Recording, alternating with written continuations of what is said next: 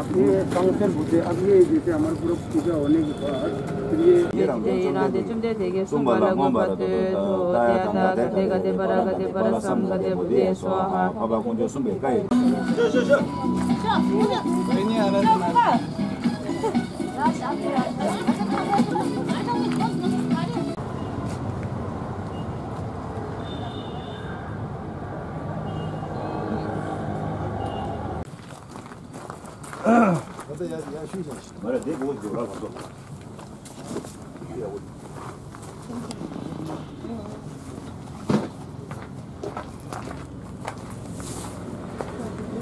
나 기바 공연은 पूरा मार्च लो चलो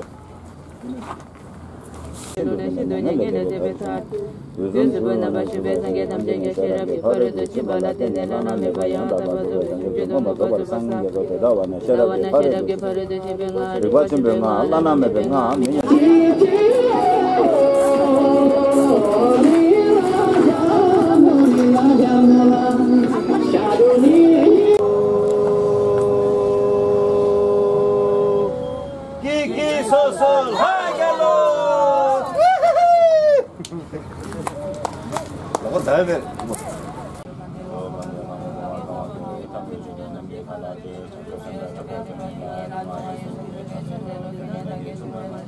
바데 구조 담바도 진짜 내가 이제 가라잖아. 저게 세대 어머게 이제 바데 경계에 어머게 고생을 하다가 내가 저한테 내가 계시다게 담대님 뭐라 마야마야 되는데 뭐다 잠보다 저다 저로게 되는 무슨 저 저걸 글쎄 마찬가지 수수께 배시베서가 대마 도다마니 소남 저바도 배정이 맞아 찬조는 저라도 저와 타베도 저라 드니스와 타베도 다소 간다 드니 사초데 내다 부저 탑주시와 고기 비리기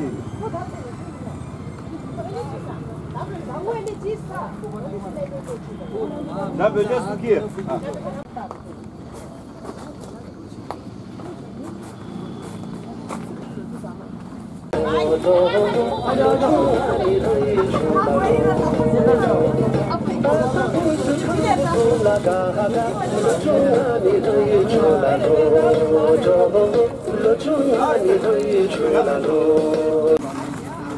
Oh, Maya, Abhishek. सारे जीव जंतु के लिए प्रार्थना जो अभी पूजा पाठ कर रहे हैं ना तो संसार के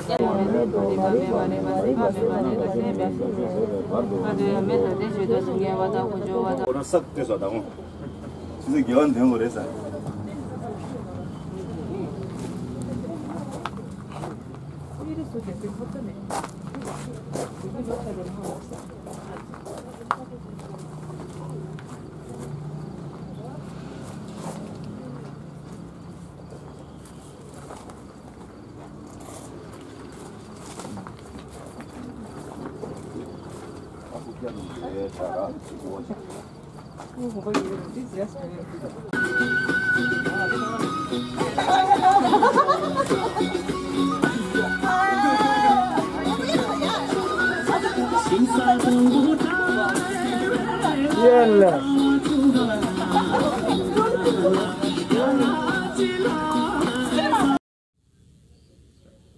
अच्छा, हम जो सुबह जो पूजा करते हैं रोज़, तो पूरा विश्व शांति के लिए हम पूजा करते हैं, हर रोज़ करते हैं सुबह ना।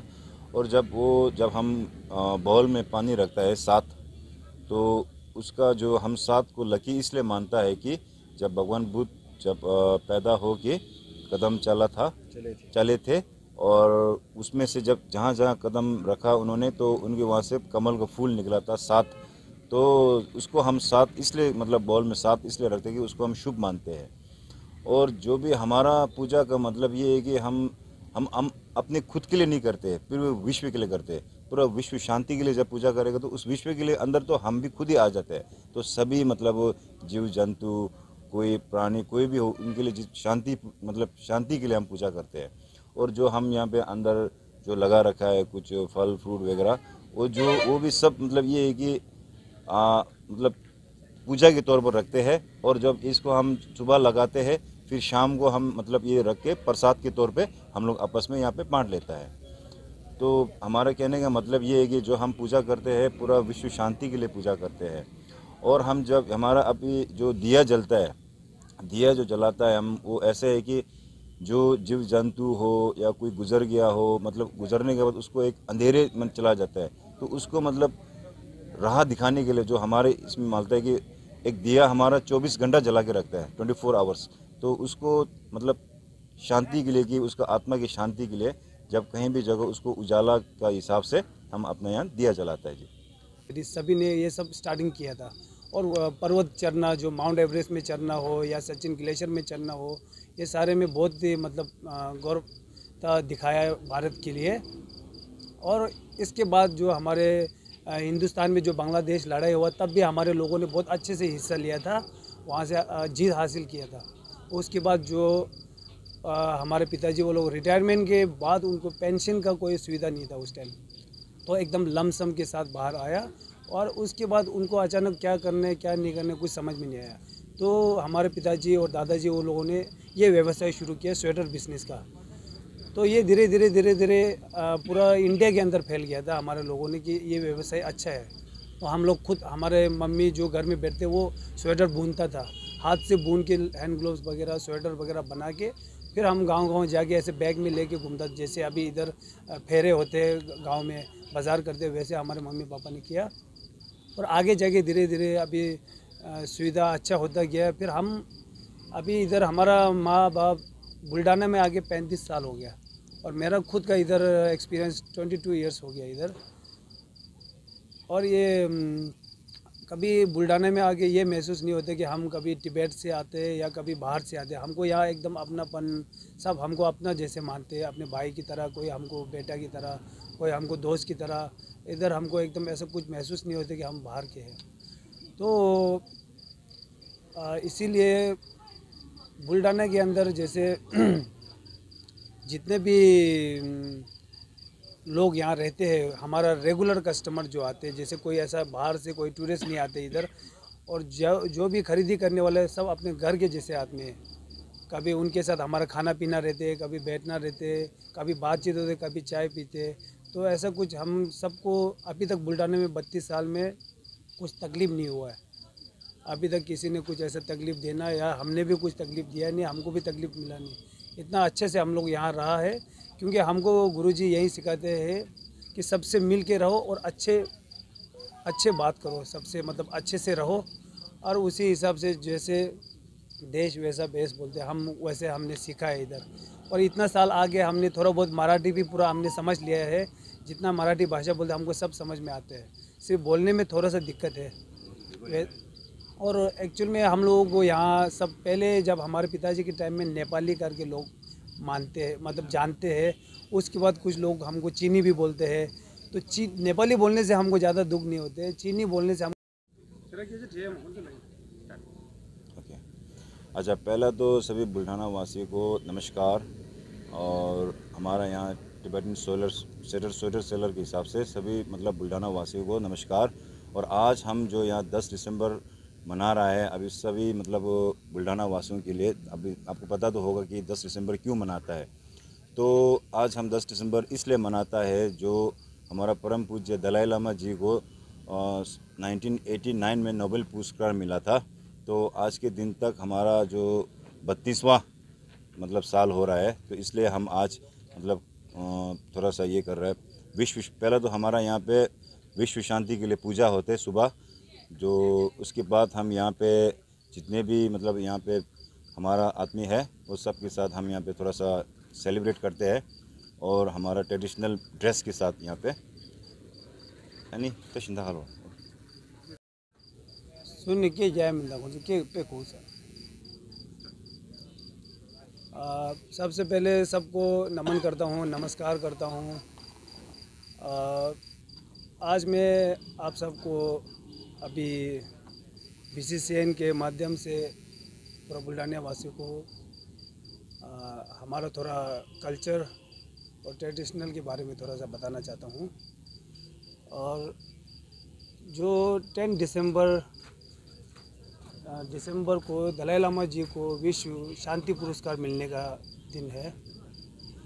तो उनको 1989 को उनको ये पुरस्कार मिला था। तो उसी हिसाब से हम तिब्बती भाइयों जो जितना भी ऑल इंडिया में है या ऑल पूरा दुनिया में है, वो सब एक दिन के हिसाब से हम लोग त्यौहार मनाते हैं, खुशी मनाते हैं। उनके जो शांति पुरस्कार मिलने के अवसर पे हम खुशी मनाते हैं, एकदम एक गौरव फील करते हैं हम अपने आप को। और उनको जो ये सम्मान मिलने का जो मेन है, वो जो गुरुजी ने अभी तक धर्म का कभी प्रचार नहीं किया है। गुरुजी ने विश्व में शांति के लिए प्रार्थना, सभी जीव जंतु के लिए प्रार्थना, और सभी पूरा जितना भी धर्म है सबको एकजुट होके और इंसानियत को बढ़ावा दिया है अभी तक। तो उसी हिसाब से उनको वर्ल्ड में इंटरनेशनल जो भी उनको मानते हैं गुरु के तौर पे मानता है, और शांति का एक एग्जाम्पल है दलाई लामा जी। और वैसे भी हम अपना जो हम वैसे तिब्बत से आए हुए हैं और शरणार्थी है हिंदुस्तान के अंदर, और हमारा जो मातृ देश है वो तिब्बत है। और हम इंडिया को हम अपना पिता देश मानते हैं, क्योंकि यही हिंदुस्तान से हमको अपना ज्ञान प्राप्त हुआ है। जो हमारा लैंग्वेज है, धर्म है, सब चीज़ हिंदुस्तान से हमको मिला है।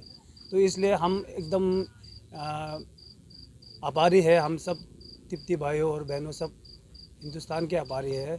और हम एकदम जैसे